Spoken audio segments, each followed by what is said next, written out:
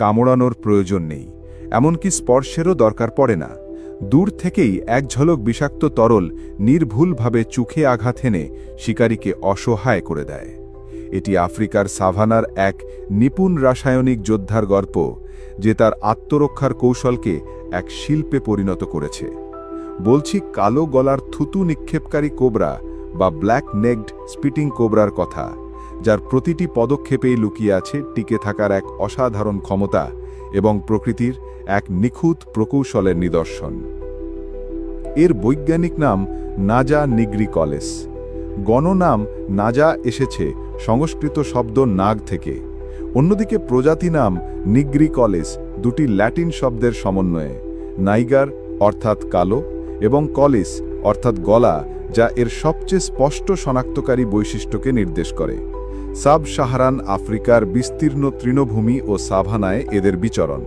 যদিও এদের গায়ের রঙে ব্যাপক বৈচিত্র্য দেখা যায়, ধূসর, জলপাই, রলচে বাদামি থেকে শুরু করে প্রায় কালো, কিন্তু এদের গলার নিচের কালো ব্যান্ডটি প্রায় সব সময়ই উপস্থিত থাকে। এরা অত্যন্ত অভিযোজনক্ষম এবং প্রায়শই উই পোকার ঢিবি বা অন্য প্রাণীর খোঁড়া গর্তে আশ্রয় নেয়।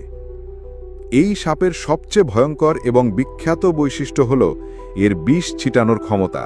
এদের দন্তভাগের সম্মুখে একটি ক্ষুদ্র ছিদ্র থাকে, যা অনেকটা সিরিঞ্জের সূচের মতো কাজ করে। যখন সাপটি হুমকি অনুভব করে, তখন সে শক্তিশালী পেশি ব্যবহার করে বিষথলি থেকে তীব্র বেগে বিষ নিক্ষেপ করে, যা প্রায় ৩ মিটার বা প্রায় ১০ ফুট পর্যন্ত পৌঁছতে পারে। এরা অবিশ্বাস্য সঠিকতার সাথে শত্রুর চোখে বিষ নিক্ষেপ করার লক্ষ্য স্থির করে। এই বিষ প্রধানত সাইটোটক্সিন, যা চোখে পড়ার সাথে সাথে তীব্র জ্বালা, অসহনীয় যন্ত্রণা এবং কর্নিয়ার মারাত্মক ক্ষতি করে, যা থেকে সাময়িক বা স্থায়ী অন্ধত্বও হতে পারে। কামড়ের ক্ষেত্রে এদের বিষ আরও জটিল, যাতে সাইটোটক্সিনের পাশাপাশি নিউরোটক্সিনও থাকে, যা টিস্যু ধ্বংস করার সাথে সাথে স্নায়ুতন্ত্রকেও আক্রমণ করতে পারে। ব্ল্যাক নেকড স্পিটিং কোবরার এই অনন্য আত্মরক্ষার কৌশল বাংলাদেশের প্রেক্ষাপটে আমাদের জন্য একটি গুরুত্বপূর্ণ শিক্ষা। আমাদের দেশে প্রাপ্ত পদ্ম গোখরো বা খরিশ গোখরো বা নাজা কাউথিয়াও বিপদে পড়লে অনেক সময় বিষ ছিটাতে পারে, যদিও তারা আফ্রিকার এই প্রজাতির মতো এতটা পারদর্শী নয়। স্পিটিং কোবরার আচরণ স্পষ্টভাবে প্রমাণ করে যে এটি একটি প্রতিরক্ষামূলক কৌশল, আক্রমণ নয়।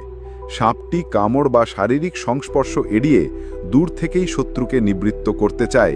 এটি তার পক্ষ থেকে সংঘাত এড়ানোর একটি চূড়ান্ত প্রচেষ্টা। এই শিক্ষা আমাদের মনে করিয়ে দেয় যে সাপের মুখোমুখি হলে তাকে